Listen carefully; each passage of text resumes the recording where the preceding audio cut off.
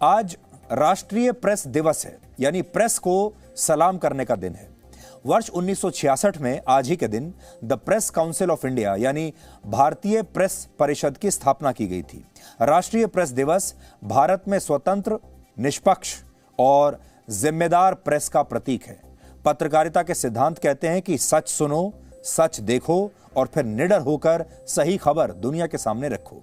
लेकिन क्या आप आज के दिन अपने देश के मीडिया को सलाम करना चाहते हैं? क्या आप अपने देश के मीडिया से खुश हैं? क्या आपको लगता है कि हमारे देश के पत्रकार सही दिशा में जा रहे हैं, देश के हित के लिए और समाज के हित के लिए, आपके हित के लिए काम कर रहे हैं? या आपको लगता है कि अब हमारे देश में मीडिया की बहुत सारी दुकानें खुल चुकी हैं जिनमें देश को तोड़ने के ठेके लिए जाते हैं?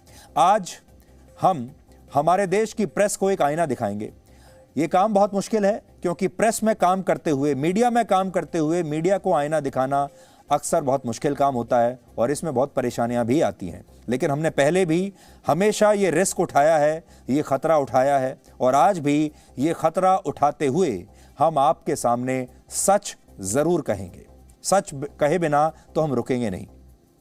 इसलिए आज हम आपको बताएंगे कि आजादी के बाद इन 75 वर्षों में हमारे देश के बड़े बड़े दरबारी पत्रकारों ने आप सबको कहां कहां गुमराह किया, कैसे आपको गलत डायरेक्शन में लेकर गए, कैसे आपके विचारों को बदलने की कोशिश की और इसके बदले में कैसे उन्होंने बड़े बड़े पुरस्कार हासिल कर लिए।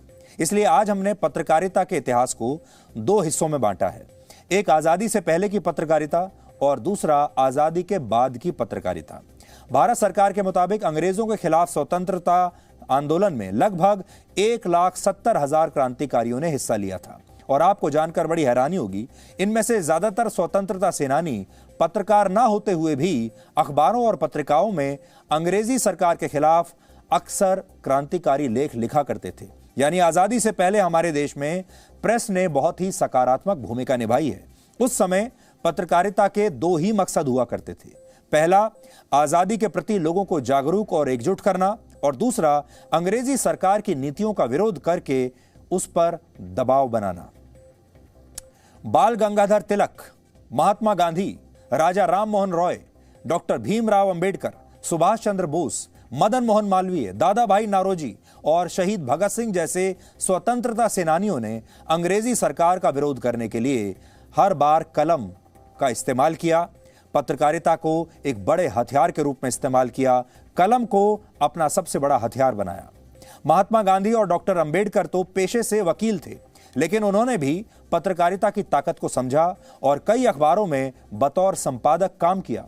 अकेले डॉक्टर अंबेडकर ने 4 अखबारों की नींव रखी थी, जिनमें मूक नायक नाम से अखबार में अंग्रेजों की नीतियों का जबरदस्त विरोध होता था। महात्मा गांधी जब यंग इंडिया और नवजीवन जैसी पत्रिकाओं में लेख लिखते थे तो अंग्रेजी सरकार में बड़े बड़े अधिकारी कई हफ्तों तक उनके लेखों का अध्ययन करते रह जाते थे और स्वतंत्रता सेनानियों के बीच फूट डालने की अलग अलग रणनीतियां बनाते थे।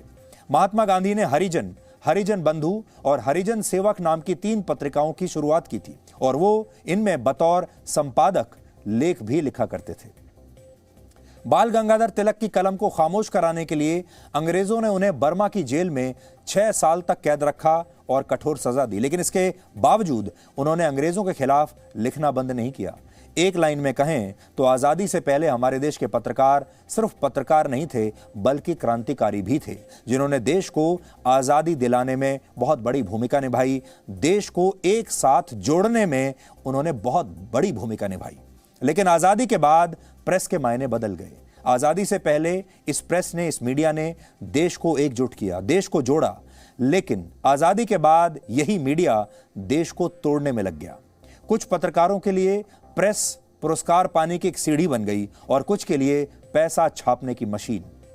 अखबारों और पत्रिकाओं में वो खबरें छापी जाने लगी जो सत्ता में बैठे नेताओं को सूट करती थी। और आजादी से पहले इस देश में अखबार क्रांतिकारी चलाया करते थे, लेकिन आपने अब नोट किया होगा आजादी के बाद बड़े बड़े उद्योगपति अखबारों को चलाने लगे। आज भी हमारे देश के ज्यादातर बड़े अखबार और न्यूज चैनल बड़े बड़े उद्योगपतियों के पास ही हैं। इसके अलावा इतिहास में इच्छाओं के अनुरूप ऐसी मिलावट की गई जिसे आज तक सही नहीं किया जा सका। यानी आप इतने वर्षों तक मिलावटी इतिहास और मिलावटी खबरें पढ़ते चले आए, जिसके बाद एक पीढ़ियां प्रभावित होती रहीं। आज हम आपको ऐसी दो बड़ी भ्रांतियों के बारे में बताते हैं जो हमारे देश की मीडिया ने आजादी के बाद लोगों के बीच पैदा की। आजादी के बाद मीडिया ने मुगल शासकों को सांप्रदायिक और अत्याचारी नहीं बल्कि धर्मनिरपेक्ष और महान शासक के तौर पर स्थापित कर दिया। मुगल शासक अकबर को अकबर द ग्रेट कहकर संबोधित किया गया, लेकिन पृथ्वीराज चौहान, छत्रपति शिवाजी महाराज और महाराजा रणजीत सिंह जैसे लोगों को कभी भी ग्रेट नहीं बताया गया। इसके विपरीत मुगल शासक हुमायूं, जहांगीर, औरंगजेब और बाबर का लगातार महिमा मंडन किया गया। यह भी विडंबना है कि जिस औरंगजेब के आदेश पर दिल्ली में गुरुद्वारा सीसगंज साहिब में सिखों के 9वें गुरु तेग बहादुर की गला काटकर हत्या कर दी गई थी, वहीं से लगभग 10 किलोमीटर दूर कुछ साल पहले तक एक औरंगजेब रोड भी हुआ करती थी। यानी सीसगंज गुरुद्वारा भी वहीं है और औरंगजेब रोड भी वहीं है। अब इसका नाम वर्ष 2015 में बदलकर doctor APJ Abdul Kalam road कर दिया गया। आजादी के बाद इसी देश में कई राज्यों की सड़कें और जगहों का नाम मुगल शासकों के नाम पर रखे गए और हमारे देश के उस समय के पत्रकारों ने कभी भी इसका विरोध करना जरूरी नहीं समझा। आज भी हमारे देश में मुगल शासकों के नाम पर 700 से ज्यादा सड़कों और जगहों के नाम है। लेकिन आज हमारा सवाल यह है, जो तमाम बड़े बड़े पत्रकार आज ये कहते हैं कि सरकार से सवाल नहीं पूछे जाते, उनसे आज हम ये कहना चाहते हैं कि जब इन सारी सड़कों के, पार्कों के, बिल्डिंग्स के, हवाई अड्डों के नाम रखे जा रहे थे एक खास खानदान के नाम पर, मुगलों के नाम पर, अंग्रेजों के नाम पर, तब हमारे देश की प्रेस क्या कर रही थी? तब हमारे देश का मीडिया क्या कर रहा था? तब उन्होंने उस समय की सरकारों से यह सवाल क्यों नहीं पूछा? जिस प्रेस ने आजादी से पहले अंग्रेजों को झुकने पर मजबूर कर दिया था, उसी प्रेस ने आजादी के बाद अंग्रेजों के सामने झुकना शुरू कर दिया। 1950 से 1990 के बीच हमारे देश के पत्रकारों ने ऐसी कई पुस्तकें लिखी जिनमें अंग्रेजों की कार्यशैली को शानदार बताया गया। 1956 में भारत के एक मशहूर पत्रकार ने यहां तक कहा था कि अंग्रेज नहीं होते तो इस देश के लोग भूखे और पिछड़े हुए रह जाते। आजादी के बाद भारत के मीडिया ने अंग्रेजों के क्रूर चेहरे को भी पॉलिश करने का काम किया और उन्हें पॉलिश करके आपके सामने सुंदर बनाकर पेश किया। और मुगल शासकों की तरह अंग्रेजी सरकार के बड़े अधिकारियों और वाइस रॉय के नाम पर भी हमारे देश में स्थानों और सड़कों के नाम रखे गए। जैसे दिल्ली में एक बहुत मशहूर जगह है जिसे कहते हैं कनॉट प्लेस। आप भी शायद वहां गए होंगे अगर आप दिल्ली आए हैं तो। बड़ी मशहूर जगह है ये। इस जगह का नाम ब्रिटेन की क्वीन विक्टोरिया और प्रिंस एल्बर्ट के पुत्र प्रिंस आर्थर को समर्पित किया गया है, जो वहां कनॉट नाम की जगह के शासक थे। वर्ष 2013 में इस जगह का नाम तो बदल दिया गया, लेकिन इसका मकसद भी वही रहा जो पहले था। कनॉट प्लेस का नाम राजीव गांधी के नाम पर राजीव चौक कर दिया गया और कनॉट सर्कस को इंदिरा गांधी के नाम पर इंदिरा चौक कर दिया गया।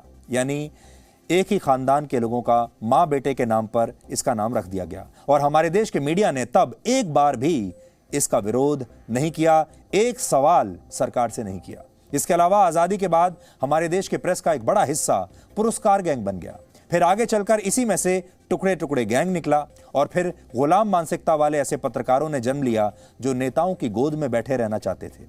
यही असली गोदी मीडिया था जिसकी पहली झलक नेहरू के प्रधानमंत्री रहते हुए ही हमारे देश ने देख ली थी। वर्ष 1962 में भारत चीन के साथ बुरी तरह से युद्ध में हारा था और हमारे देश के मीडिया ने कभी भी उनसे यानी प्रधानमंत्री नेहरू से इस हार के बारे में कोई कड़वा सवाल नहीं पूछा। उस समय देश के पत्रकारों ने इस बात को सहर्ष स्वीकार कर लिया कि चीन ने इस युद्ध में लद्दाख की 38,000 वर्ग किलोमीटर जमीन हड़प ली है। आप सोचिए, आज जब हम चीन के साथ ये लड़ाई लड़ रहे हैं, आज बहुत सारे पत्रकार ऐसे हैं जो सवाल पूछते हैं कि हमने इतनी जमीन चीन को क्यों दे दी। लेकिन आजादी के इन 75 वर्षों में चीन हमसे लगभग 44,000 स्क्वायर किलोमीटर की जमीन हथिया चुका है। लेकिन उस जमाने में जब ये सब हो रहा था, हमारा देश का मीडिया शांत बैठा था क्योंकि उनके मुंह में पुरस्कार ठूस दिए गए थे। ये इत्तेफाक है कि जिस प्रेस काउंसिल ऑफ इंडिया की आज के दिन वर्ष 1966 में स्थापना हुई थी, जिसकी वजह से आज हम ये दिन मना रहे हैं, उसने 25 जून 1975 को तत्कालीन प्रधानमंत्री इंदिरा गांधी द्वारा लगाई गई इमरजेंसी का बिल्कुल भी विरोध नहीं किया था। और यह सब तब हुआ जब इमरजेंसी के दौरान 3,801 अखबारों को जब्त किया गया, 327 पत्रकारों को जेल में डाला गया, 290 अखबारों में सरकारी विज्ञापन बंद किए गए। उस दौर में संपादकों के एक समूह ने सरकार के सामने घुटने टेक दिए थे। दिल्ली के 47 बड़े संपादकों ने 9 जुलाई 1975 को इंदिरा गांधी द्वारा उठाए गए सभी कदमों के प्रति यानी इमरजेंसी के प्रति अपनी आस्था व्यक्त की थी। और ऐसे संपादकों के बारे में ही बीजेपी के बड़े नेता लाल कृष्ण आडवाणी ने एक बार कहा था, जब इन पत्रकारों को झुकने के लिए कहा गया तो वो रेंगने लगे थे। यानी ये वही दौर था जब पत्रकारों और नेताओं की जोड़ियां बन गईं और वो एक साथ एक जोड़ी के रूप में काम करने लगे। इन पत्रकारों को बाद में पद्म पुरस्कारों से सम्मानित किया गया और भी अलग अलग पुरस्कारों पर, बहुत महत्वपूर्ण पदों पर इन पत्रकारों को इनाम के तौर पर बैठाया गया। इनकी बहुत चलती थी। ये पत्रकार कब सरकारें बनेंगी, उनमें मंत्री कौन बनेंगे, ये सब तय करने लगे। ये पत्रकार लगातार पैसा कमाने लगे और कुछ पत्रकार तो बहुत पैसा कमाकर बहुत अमीर बन गए। ये परंपरा कई वर्षों तक जारी रही। उदाहरण के लिए वर्ष 2009 के लोकसभा चुनाव से ठीक पहले वर्ष 2008 में यूपीए की सरकार ने सबसे ज्यादा पत्रकारों को उस समय पद्म पुरस्कारों से सम्मानित किया था। और ये वो पत्रकार थे जिन्होंने बाद में आगे चलकर इसकी पूरी कीमत चुकाई। उन्होंने बाद में जम्मू कश्मीर में आतंकवादियों का एनकाउंटर करने के लिए भारतीय सेना पर सवाल उठाए, बालाकोट एयर स्ट्राइक के सबूत मांगे, सर्जिकल स्ट्राइक के सबूत मांगे। इसी साल 26 जनवरी को लाल किले पर हुई हिंसा के दौरान एक किसान की हत्या की फेक न्यूज फैलाकर माहौल बिगाड़ा और अर्बन नक्सल्स का भी पूरा समर्थन किया। जब 2014 में इस देश में सत्ता परिवर्तन हुआ तब इनकी दुकानें बंद हो गईं और तब इन पत्रकारों ने हमारे देश की चुनावी प्रक्रिया पर भी सवाल उठाए। लोगों ने जो वोट देकर नई सरकार चुनी थी उन लोगों पर सवाल उठाए। और 2019 में भी जब प्रधानमंत्री मोदी प्रचंड बहुमत के साथ जीते तो इन्हीं लोगों ने चुनावी प्रक्रिया को एक बार फिर से फर्जी बताया और इस बहुमत का भी अपमान किया। बहुमत से चुनी हुई सरकार को अलोकतांत्रिक कहना शुरू कर दिया। कुल मिलाकर आजादी के बाद हमारे देश का प्रेस और मीडिया एक ऐसा प्रेस बटन बन गया जिसे नेता अपनी इच्छाओं के अनुरूप इस्तेमाल करने लगे और पत्रकारों ने शीर्ष पदों पर बैठे नेताओं और एक खास खानदान की गोदी में बैठकर पत्रकारिता करनी शुरू कर दी। असल में उन्हीं के लिए काम करना शुरू कर दिया। आजादी के बाद कुछ मुद्दों पर हमारे देश के मीडिया ने आपको बहुत गुमराह करने का काम किया, जैसे अयोध्या में बाबरी मस्जिद और राम मंदिर का मुद्दा। इसे कितना बड़ा मुद्दा मीडिया ने बनाया। 1990 और 2000 के दशक में हमारे देश के मीडिया ने बिना किसी सबूत और ठोस आधार के बाबरी मस्जिद को भी उतना ही बड़ा महत्व दिया जितना राम मंदिर को दिया जाना था। कुछ पत्रकारों ने हिंदू धर्म की आस्था से जुड़े इस विषय को यह कहकर भ्रमित किया कि मंदिर ज्यादा जरूरी है या अस्पताल बनाना ज्यादा जरूरी है। मंदिर की जगह अस्पताल क्यों नहीं बना देते? सोचिए, क्या ये कथन सऊदी अरब के मक्का के संदर्भ में वो कह सकते हैं जहां पैगंबर मोहम्मद साहब का जन्म हुआ था? लेकिन अयोध्या में राम जन्मभूमि को लेकर ये बातें कई दशकों तक कही गई और आज भी कही जाती हैं। ये सब भी उस देश में हुआ जहां सुरेंद्र नाथ बैनर्जी जैसे पत्रकारों ने ऐसे मामलों में सच्ची पत्रकारिता की मिसाल पेश की। वो भारत के पहले पत्रकार थे जिन्होंने अंग्रेजी सरकार के विरोध में लिखने के लिए जिन्हें जेल भेज दिया गया था। वर्ष 1883 में एक बार एक हिंदू देवता की मूर्ति को लेकर दो पक्षों के बीच विवाद हुआ और यह मामला अदालत में चला गया। जो अंग्रेज जज इस मामले की सुनवाई कर रहे थे उन्होंने कोर्ट से कहा कि अगली सुनवाई में इस मूर्ति को भी अदालत में रखा जाए। और बाद में जब इस मूर्ति को इस जज ने देखा तो उसने कहा कि यह मूर्ति तो 100 वर्ष पुरानी भी नहीं लगती। इस बात से सुरेंद्र नाथ बैनर्जी इतने आहत हुए कि उन्होंने उस मूर्ति की वास्तविकता और सही इतिहास अखबारों में लिखना शुरू कर दिया, जिससे अंग्रेजी सरकार के वफादार जज इतना डर गए कि उन्हें जेल की सजा सुना दी गई। ऐसे बहुत सारे विषय आपको मिलेंगे जिसमें हमारे देश की मीडिया ने कभी आवाज नहीं उठाई। 3 तलाक का मुद्दा एक ऐसा ही मुद्दा है जिस पर आपको हमेशा भ्रमित किया गया। भारत के मीडिया ने इस मुद्दे को महिलाओं के अधिकार के रूप में नहीं देखा, बल्कि इसे हमेशा एक खास धर्म से जोड़कर देखा। और सबसे बड़ी बात, मुस्लिम तुष्टीकरण के राजनीतिक विचार को भी हमारे देश के मीडिया ने बहुत समर्थन किया और ऐसा जानबूझकर किया, क्योंकि अगर ऐसा नहीं करते तो 1986 के शाहबानो मामले में मीडिया तत्कालीन प्रधानमंत्री राजीव गांधी से तीखे सवाल जरूर करता। राजीव गांधी ने उस समय सुप्रीम कोर्ट के फैसले को पलटते हुए 3 तलाक की प्रथा को जारी रखा था, लेकिन हमारा मीडिया चुप रहा। हमारे देश के पत्रकारों ने कश्मीर में आतंकवादियों को विद्रोही और चरमपंथी कहना शुरू कर दिया। टेररिस्ट की बजाय मिलिटेंट लिखना शुरू कर दिया। कश्मीर पर पाकिस्तान का साथ देना शुरू कर दिया अपने आप को धर्मनिरपेक्ष साबित करने के लिए। लोकतंत्र के नाम पर अपने ही देश की सेना पर सवाल उठाने शुरू कर दिए और धर्म और जाति के नाम पर लोगों को बांटने का एक बहुत बड़ा काम हमारे मीडिया ने किया। जैसे किसी निचली जाति और अल्पसंख्यक के साथ अगर कोई अप्रिय घटना हो जाए तो आप हमेशा देखेंगे कि हेडलाइन में उस जाति का नाम जरूर लिखा होता है या फिर उस धर्म का नाम जरूर लिखा होता है जिस धर्म या जाति से जो विक्टिम होता है उसका संबंध होता है। लेकिन अगर वही घटना किसी और के साथ हो जाए तो उसका नाम, धर्म और जाति कभी नहीं बताई जाती, हेडलाइन में कभी नहीं लिखी जाती। अधिकतर मौकों पर प्रेस ने आपको कभी सही और सच्ची जानकारी दी ही नहीं और लोकतंत्र के नाम पर कई चीजों को बढ़ा चढ़ाकर पेश किया। जैसे आपने इस तरह के कथन हमारे देश में सुने होंगे, जैसे कहा जाता है लोकतंत्र खतरे में है, अभिव्यक्ति की आजादी खतरे में है, संविधान खतरे में है, हमारे देश में जो माइनॉरिटीज हैं, अल्पसंख्यक, वो सुरक्षित नहीं है, भारत पाकिस्तान की दोस्ती होनी चाहिए। ये वो लाइनें हैं जिन्हें मीडिया ने इतनी बार लिखा और इतनी बार बोला कि लोगों ने इन पर यकीन करना शुरू कर दिया।